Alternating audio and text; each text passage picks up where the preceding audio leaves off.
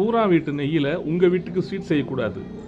இந்த வாசகத்தை அடிக்கடி இப்போ சொல்கிறது யாருனாக்கா நம்ம தமிழ்நாடு முதலமைச்சர் திரு விஜய் அவர்கள்.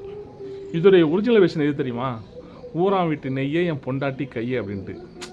ஆனால் நம்ம விஜயனாவுக்கு அந்த பொண்டாட்டிங்கிற வார்த்தையை உச்சரிக்கிறதுக்கு கொஞ்சம் தயக்கமாக இருக்கிறதுக்குள்ள இருக்குது. அதுக்காகத்தான் இப்போ என்ன பண்ணிட்டாரு, அவர் மாற்றிட்டார்.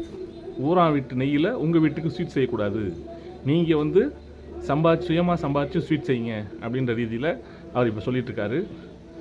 அதை பற்றி நம்ம வீடியோக்குள்ளே போய் டீட்டெயிலாக பேசலாம். Welcome to Arakkural YouTube channel. நான் உங்கள் நியமத் முகமது. நம்ம விஜயனா சொல்கிறாரு ஊரா வீட்டு நெய்யில் உங்கள் வீட்டுக்கு ஸ்வீட் செய்யக்கூடாதுன்ட்டு. ஆனால் அவர் எப்படியெல்லாம் அவர் சொன்னதுக்கு மாற்றமாக பண்ணிட்டு இருக்காங்க கொஞ்சம் டீட்டெயிலாக பார்ப்போமா? தமிழ்நாடு சட்டமன்ற தேர்தல் 2026 மே மாதம் நடந்துச்சு. அந்த தேர்தலில் விடுதலை சிறுத்தைகள் கட்சி சார்பாகவும் இந்திய கம்யூனிஸ்ட், மார்க்சிஸ்ட் கம்யூனிஸ்ட் மற்றும் காங்கிரஸ் கட்சி சார்பாகவும் 13 சட்டமன்ற உறுப்பினர்கள் தேர்ந்தெடுக்கப்பட்டார்கள். காங்கிரஸ் கட்சியில் 5, இந்திய கம்யூனிஸ்ட் 2, மார்க்சிஸ்ட் கம்யூனிஸ்ட் 2, விடுதலை சிறுத்தைகள் 2, இந்திய யூனியன் முஸ்லீம் லீக் கட்சி சார்பாக 2, மொத்தம் 13 பேர். இவர்கள்லாம் யாருக்கு எப்படி தேர்ந்தெடுக்கப்பட்டாங்க? தமிழ்நாடு முதலமைச்சராக திரு மு.க. ஸ்டாலின் அவர்கள் வர வேண்டும் என்பதற்காக அந்த சட்டமன்ற தொகுதிகள் அந்தந்த வேட்பாளர்களுக்கு வாக்களித்து அவர்கள் வெற்றி பெற்றிருக்கிறார்கள். ஆனால் இப்போ விஜய் அவர்களுடைய தலைமையிலான அரசு யாருடைய ஆதரவோடு இயங்கிட்டு இருக்கு? யார் மு.க. ஸ்டாலின் அவர்கள் முதலமைச்சராக வர வேண்டும் என்பதற்காக சட்டமன்ற உறுப்பினர்களாக தேர்ந்தெடுக்கப்பட்டார்களோ அவர்களுடைய ஆதரவில் இந்த அரசாங்கம், திரு விஜய் அவர்கள் தலைமையிலான டிவிகே அரசாங்கம் நடைபெற்று கொண்டிருக்கிறது. இதுதான் ஊரா வீட்டு நெய்யில் உங்கள் வீட்டுக்கு ஸ்வீட் செய்கிறதுக்கான முதல் எடுத்துக்காட்டு. அப்புறம் பார்த்தீங்கன்னாக்கா தமிழ்நாட்டின் பல முதலமைச்சர் ஆட்சிச்சிருக்காங்க. அவங்கெல்லாம் பார்த்தீங்கன்னாக்கா டெல்லி போகணுன்னாக்கா எல்லா பயணிகளும் செல்லக்கூடிய பொதுவான விமானங்களை தான் செல்வாங்க. தனி சார்ட்டர் ஃப்ளைட்டு புக் பண்ணிட்டு போக மாட்டாங்க. ஆனால் நம்ம தமிழ்நாடு முதலமைச்சராக திரு விஜய் அவர்கள் பொறுப்பேற்ற பிறகு டெல்லிக்கு போய் வர்றாரு. அடிக்கடி பார்த்தீங்கன்னாக்கா சார்ட்டர் ஃப்ளைட்லாம் போகிறாரு. அவர் தான் சொல்கிறாரு தமிழ்நாடு அரசாங்கத்துக்கு நிதியே இல்லை, கிட்டத்தட்ட 10 லட்சம் ரூபாய் கடன் வாங்கி கஜானாவை தொடச்சி வச்சுட்டு போயிட்டாங்க அப்படின்லாம் தேர்தல் வெற்றி பெற்ற பிறகு சொன்னார். பத்திரிகையாளர் சந்திச்செல்லாம் சொல்லலை, ஒரு மீட்டிங்கில் பேசினார், அப்போ சொன்னார். ஆனால் அப்படி 10 லட்சம் கோடி ரூபாய் கடன் இருக்கக்கூடிய இந்த அரசாங்கத்தை தலைமையேற்று நடத்தக்கூடியவர் என்ன பண்ணியிருக்கணும்? ஓகே, என்னுடைய செலவினங்களை நான் குறைச்சிக்கிறேன், இனிமேல் என்னுடைய டெல்லி பயணங்கள்லாம் தனி விமானத்தில் இருக்காது, நான் பொதுவாக எல்லா பயணிகளும் பயணிக்கக்கூடிய பொதுவான விமானத்தில் நானும் பயணிப்பேன் அப்படின்னு சொல்லியிருக்கணும். ஆனால் அவர் சொல்லாமல் டெல்லி போகும்போதெல்லாம் தனி விமானத்தில் பறக்கிறாரு. ஒரு தடவை போயிட்டு வரதுக்கு 50 கோடி ரூபா செலவுன்னு சொல்கிறாங்க. அது கரெக்டாக தெரியலை. ஏன்னா அவர் தனிப்பட்ட முறையில் ஒரு கட்சி தலைவராக, ஒரு நடிகராக இருக்கும்போது பிரச்சாரத்துக்கு தமிழ்நாடு முழுக்க போகும்போதெல்லாம் அவர் சார்ட்டர் ஃப்ளைட்டில் போகலாம் வரலாம், பிரச்சனை கிடையாது. அது அவருடைய சொந்த பணத்தை செலவு பண்ணி போகிறாரு. ஆனால் இப்போ அவர் தமிழ்நாடு முதலமைச்சராக இருக்கார். மக்களுடைய வரி பணத்தில் தான் அவருடைய செலவுகள்லாம் செய்யப்படுகிறது. அப்போ அவர் என்ன பண்ணணும்? கொஞ்சம் கண்ட்ரோலாக இருந்துக்கணும். இனிமேல் மக்கள் வரி பணத்தை நான் தேவையில்லாமல் செலவு பண்ண மாட்டேன், என்னுடைய சுகமான பயணங்களுக்காக நான் தனி விமானத்தில் பறக்க மாட்டேன் அப்படின்ட்டு அவர் குறைச்சிக்கிட்டு பொதுவாக பயணிகள் செல்லக்கூடிய விமானத்தில் அவரும் செல்லிட்டு வரணும். அப்படி செய்யாமல் இவர் இப்போ தனி விமானத்தில் இப்போயும் பறந்துட்டு இருக்காரு. இதுவும் ஊரா வீட்டு நெய்யில் அவங்க வீட்டுக்கு ஸ்வீட் செய்கிற கதை தான். 2வது எக்ஸாம்பிள் எடுத்துக்காட்டு. அப்புறம் பார்த்தீங்கன்னாக்கா கரூரில் அவர் பிரச்சாரம் சென்ற போது ஏற்பட்ட நெரிசலில் 40 இறந்திருக்கிறார்கள். அது ஒரு விபத்து. ஓகேயா? அந்த விபத்து ஏற்படுவதற்கு காரணம் யார்? தமிழக வெற்றி கழகத்தின் தலைவர் திரு விஜய் அவர்கள் மதியம் பகல் 12 மணிக்கு பிரச்சாரம் செய்வார், தைரியம் பிரச்சாரம் செய்வார் அந்த கட்சியின் பொதுச் செயலாளர் திரு புஷி ஆனந்த் அவர்கள் கொடுத்த பேட்டி இன்றைக்கும் சமூக வலைதளங்களில் இருக்குது. ஆனால் அந்த கட்சியுடைய தலைவராக இருக்கக்கூடிய விஜய் எப்போ வந்தார்? சாயங்காலம் 7 மணிக்கு அங்கே வந்தார். 12 மணிலேருந்து மக்கள் காத்திருக்காங்க. அங்கே அவர்களுக்கான தண்ணீர் வசதியோ உணவு வசதி எதுவும் செய்யப்படலை. எல்லாருக்கும் உணவெல்லாம் தர முடியாது. அட்லீஸ்ட் ஒரு குடிக்கிறதுக்கு தண்ணியாவது அங்கே அரேஞ்ச் பண்ணி கொடுத்தா கூட எல்லாம் தண்ணி குடிச்சிருந்துருப்பாங்க. ஆனால் மக்கள் பார்த்தீங்கன்னா 12 மணிலேருந்து விஜய் வராருன்னு அப்படியே சுற்று வட்டார கிராமங்களிலிருந்து தமிழக வெற்றி கழகத்தின் சார்பாகவே அங்கே உள்ள கிளை நிர்வாகிகள் வாகனங்களில் மக்களை சேர்த்துக்கிட்டே இருக்காங்க. கூட்டம் கூடிக்கிட்டே இருக்குது, பயங்கரமான கூட்டம். நாமக்கல்லேருந்து விஜய் புறப்பட்டு வர்றாரு. அவரை பின்தொடர்ந்து கிட்டத்தட்ட 2000க்கும் அதிகமான இளைஞர்கள் 2 வீலரில் வந்துகிட்டே இருக்காங்க. இங்கே ஒரு 30,000க்கும் அதிகமான கூட்டம் கூடியிருக்கு. அப்படிப்பட்ட விஜய் வரும்போது அவர் பின்னாடி 2000 பேர் வர்றாங்க. அவ்வளோ ஒரு நெரிசலான, அவ்வளோ கூட்டம் உள்ள இடத்துல போய் நடுவில் போய் எந்த இடத்துல அவங்க பிளான் பண்ணாங்களோ அந்த இடத்துல தான் போய் நாங்கள் வண்டி நிப்பாட்டுவோம், அங்கே தான் பிரச்சாரம் பண்ணுவோம், பேசுவோம் அப்படின்ட்டு காவல்துறையினர் சொன்னதையும் கேட்காம அந்த மக்கள் நின்று அப்படியே இரண்டாக பிளந்துக்கிட்டு போய் அந்த இடத்துல நிப்பாட்டுறாங்க. அந்த நெரிசல் அங்கு ஏற்பட்ட நெரிசலில் தான் 41 பேர் இறந்து போனார்கள்.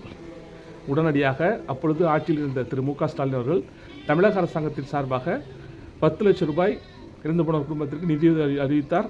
அது வழங்கப்பட்டுவிட்டது. அதற்கு பிறகு இவங்க அரசாங்கம் சார்பாக 10 லட்ச ரூபா கொடுத்தாங்க, நம்ம செய்யணும் அப்படின்ட்டு இறந்து போன ஒரு குடும்பத்துக்கும் 20 லட்ச ரூபாய் அறிவித்தது தமிழக வெற்றிக் கழகம் திரு விஜய் அவர்களுடைய கட்சி. அதையும் அவர்கள் இங்கேருந்து மக்களை, அந்த பாதிக்கப்பட்ட மக்களை பஸ்ஸில் ஏற்றிட்டு போய் சென்னையில் வச்சு சந்திச்சு எல்லாம் கொடுத்தாங்களா, இல்லை அதுக்கு முன்னாடி கொடுத்தாங்க தெரியல, கொடுத்துட்டாங்க. தமிழ்நாடு அரசாங்கம் என்பது ஒன்று தான். அப்பொழுது திரு திமுக தலைமையிலான திரு மு.க. ஸ்டாலின் அவர்கள் ஆட்சியில் தமிழ்நாடு அரசு இயங்கியது. இப்பொழுது திரு விஜய் அவர்கள் தலைமையிலான தமிழக வெற்றிக் கழகத்தின் ஆட்சி நடைபெற்றுக் கொண்டிருக்கிறது. ஏற்கனவே பாதிக்கப்பட்ட மக்களுக்கு 10 லட்சம் ரூபாய் தமிழ்நாடு அரசாங்கத்தின் சார்பாக உடனே கொடுக்கப்பட்டு விட்டது. அந்த நிலையில் இப்போ பார்த்தீங்கன்னாக்கா தமிழக வெற்றிக் கழகத்தின் தலைவர் திரு விஜய் அவர்கள் தமிழ்நாடு முதலமைச்சராக இப்போது இருக்கும் நிலையில் நாளை கரூர் செல்கிறார். அங்கே சென்று அந்த பாதிக்கப்பட்ட குடும்பத்தை சேர்ந்த 41 குடும்பத்திலிருந்து 32 பேருக்கு அரசாங்க வேலைவாய்ப்பு வழங்கப்பட இருக்கிறதாம். ஏற்கனவே முதலமைச்சரோட மாறி இருக்கலாம், ஆனால் தமிழ்நாடு அரசு தான். ஓகே, தமிழ்நாடு அரசாங்கத்தின் சார்பாக ஒரு முறை இழப்பீடு வழங்கப்பட்டு முடிஞ்சு போச்சு. இப்போ திரும்பவும் அந்த பாதிக்கப்பட்ட அந்த நெரிசலில் இறந்து போனவர்களுடைய குடும்பத்தை சேர்ந்தவர்கள் 32 பேருக்கு அரசாங்க வேலை வாய்ப்பு வழங்கப் போகிறார்கள் நாளை. இது எப்படி? ஒரே குடும்பத்தை சேர்ந்தவர்களுக்கு 2 முறை அரசாங்கத்தின் சார்பாக இழப்பீடு வழங்குவது போல் இருக்கிறது. சம்பந்தப்பட்ட நீங்கள் தனிப்பட்ட முறையில் உங்களுக்கு மனசாட்சி கொடுத்துருந்துச்சுனாக்கா ஓகே, நம்மளால தான் இப்படி ஒரு கூட்டம் இவெல்லாம் பார்த்துருந்தாங்க, நம்மளால தான் இவ்வளோ பேர் இறந்து போயிட்டாங்க அப்படின்னு நீங்கள் ஃபீல் பண்ணாக்கா உங்களுடைய தனிப்பட்ட முறையில் நீங்கள் நடத்தக்கூடிய நிறுவனங்களில் அவர்களுக்கு ஒரு வேலைவாய்ப்பு ஏற்படுத்தி கொடுங்க. இல்லை இன்னும் பண உதவி செய்யணும் செய்யுங்க, பிரச்சனை கிடையாது.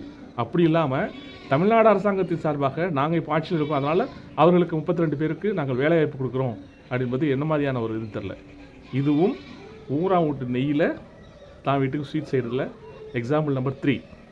அப்புறம் பார்த்தீங்கன்னாக்கா அதிமுக என்ற கட்சியின் சார்பாக போட்டியிட்டு வெற்றி பெற்ற எம்எல்ஏக்களை அவர்களுக்கு பலவிதமான ஆசை வார்த்தைகள் கூறி அவர்கள் தேர்தலில் செலவு செய்த தொகை விட 2-3 மடங்கு அதிகமான பணத்தை அவர்கள் செட்டில் செய்யப்பட்டு நீங்கள் உங்களுடைய பதவியை ராஜினாமா பண்ணிவிட்டு என் கட்சியில் சேருங்க, நான் மீண்டும் உங்களுக்கு எம்எல்ஏ சீட்டு தர்றேன், வேட்பாளராக இருக்கிற தொகுதியில் நீங்கள் எலெக்ஷனில் நின்று தமிழக வெற்றிக் கழகத்தின் சார்பாக சட்டமன்ற உறுப்பினராக தேர்ந்தெடுக்கப்பட்டு வாங்க அப்படின்னு சொல்கிறது என்ன மாதிரியான நிலை? இப்போ இவங்க தூக்கியிருக்காலாம் பார்த்தீங்கன்னாக்கா தனிப்பட்ட செல்வாக்கு கொண்டவர்கள். அதிமுக என்ற கட்சி அவர்களை இவ்வளவு நாட்களாக முக்கியத்துவம் கொடுத்து வளர்த்து வச்சிருக்கு. அவர்களும் ஒரு முக்கியமான தலைவர்களாக அந்த தொகுதியில் ஆகி அவர்கள் வெற்றி பெற்றிருக்கிறார்கள். அப்படிப்பட்ட நபர்களாக ஒரு கட்சியில் சேர்த்துட்ருக்காங்க. இப்போ பார்த்தீங்கன்னாக்கா இப்போ அடுத்தாப்புல நடக்க இருக்கிற சட்டமன்ற இடைத்தேர்தலில் அவர்களுக்கு வாய்ப்பளிக்கப்பட்டு அவர்கள் வெற்றி பெறுவாங்களாம். இதுவும் ஊரா வீட்டு நெய்யில் நம்ம வீட்டுக்கு ஸ்வீட் செய்கிற கதை தான். இப்படி தொடர்ந்து பண்ணிக்கிட்டு ஆனால் இவர் என்ன சொல்கிறாரு, ஊரா வீட்டு நெய்யில் உங்கள் வீட்டுக்கு ஸ்வீட் செய்யக்கூடாது ப்ரோ அப்படின்ட்டு ஊருக்கெல்லாம் அட்வைஸ் பண்ணிகிட்டு இருக்காரு. தமிழக வெற்றிக் கழகத்தின் ஒரு என்ன சொல்கிறது, தமிழ்நாடு பள்ளிகள், அரசு பள்ளிகள், எந்த ஆட்சியினுடைய காலத்திலும் தமிழ்நாடு அரசு பள்ளிகளில் கட்சி கொடிகள் ஏற்றப்பட்டதில்லை, கட்சி கொடிகள் கட்டப்பட்டிருப்பதில்லை. இந்த ஆட்சி நடந்துகிட்ருக்கு. அந்த பள்ளி விழாக்களில் சினிமா பாடலுக்கு குத்தாட்டம் போடுகிறார்கள். ஒரு அமைச்சரை, உயர்கல்வித்துறை அமைச்சர்னு சொல்லிடுறாங்க. அவர் எப்படி தான் அந்த மாதிரி ஒரு பருப்பு கொடுத்தாங்கன்னு தெரியல. அவர் செய்யறதெல்லாம் பார்த்தீங்கன்னா கேவலமான வேலை செஞ்சுட்டு இருக்காரு. அவருக்கு உயர்கல்வித்துறை அமைச்சர் பதவி கொடுத்துருக்காங்க. அவர் அங்கே போய் நின்றுட்டு அப்படி போடு பாட்டுக்கு என்ன டான்ஸ் ஆடுறாரு. அப்புறம் பார்த்தீங்கன்னாக்கா வாடி வாடி லேடி நீ கைப்படாத சிடி அப்படின்ட்டு ஒரு பாட்டுக்கு போட்டு டான்ஸ் ஆடிட்டு இருக்காரு. அங்கே பள்ளி வளாகங்களில் தமிழக வெற்றிக் கழகத்தின் கொடி கட்டப்பட்டிருக்கிறது. இதுவரைக்கும் கிட்டத்தட்ட 75 ஆண்டு காலமாக திராவிட கட்சிகள் ஆட்சியில் இருக்குது. என்ன 50 ஆண்டு காலத்துக்கு மேலாக 70 ஆண்டுகளாக திராவிட கட்சிகள் துவக்கப்பட்டு விட்டது. 50 ஆண்டுகளுக்கு மேலாக திராவிட கட்சிகள் ஆட்சி நடந்து கொண்டிருக்கிறது தமிழ்நாட்டில் இருந்திருக்கிறது. இதுவரை ஒரு தடவை கூட அதிமுக கட்சி கொடியோ திமுக கட்சி கொடியோ பள்ளி விழாக்களில் கட்டப்பட்டதில்லை. ஆனால் இப்போ அது நடந்திருக்கு. தொழில்துறை அமைச்சர் என்று சொல்லக்கூடிய ஒரு பெண்மணி கீர்த்தனா அவர்கள் அரசு பள்ளிகளில் சென்று நான் ஆய்வு செய்ய போகிறேன் என்று அந்த பள்ளி மாணவர்களிடம் கேள்விகளை கேட்டு அவர்கள் பதில் சொல்ல முடியலை என்பதை அதை ரீல்ஸாக போட்டு அந்த குழந்தைகளுடைய மனம் புண்படுமே என்பதை கூட கணக்கில் கொள்ளாமல் அட்ராசிட்டி பண்ணிகிட்ருக்காரு. இதெல்லாம் கேட்குறதுக்கு ஆள் இல்லை. அதை விட கொடுமை என்னென்னா காவல் நிலையம் என்பது எல்லோருக்கும் பொதுவான விஷயம். அந்த காவல் நிலையத்தின் மேலேயே தமிழக வெற்றிக் கழகத்தின் பேனர் வச்சுருக்காங்க. அந்த கட்சியினுடைய நிர்வாகிகள் இப்படியெல்லாம் அட்ராசிட்டி பண்ணியிருக்காங்க. அந்த காவல் நிலைய நிர்வாகமும் அதை ரிமூவ் பண்ணுங்க சொல்லப்பட இருக்குது. இப்போ என்னாச்சுன்னு தெரியல. அப்போ ஒரு ரீல்ஸ் எல்லாம் வந்துச்சு, இது மாதிரிலாம் பண்ணியிருக்காங்கன்ட்டு. இதுதான் இப்படி தான் ஊனா வீட்டு நெய்யில் இவங்க ஸ்வீட் செஞ்சுட்டு இதை வந்து அப்படிலாம் செய்யாதீங்கன்னு ஊருக்கெல்லாம் அட்வைஸ் பண்ணிட்டு இருக்காரு நம்ம தமிழ்நாடு முதலமைச்சர். ஏன்டா இந்த கட்சிக்கு ஓட்டு போட்டோம் அப்படின்ட்டு மக்கள்லாம் தலையில் அடிச்சுட்டு கதறிட்டு இருக்காங்க. எல்லா மக்கள் எல்லாத்தையும் பார்த்துட்டு தான் இருக்காங்க. ஓகே, இடைத்தேர்தல் வரும்.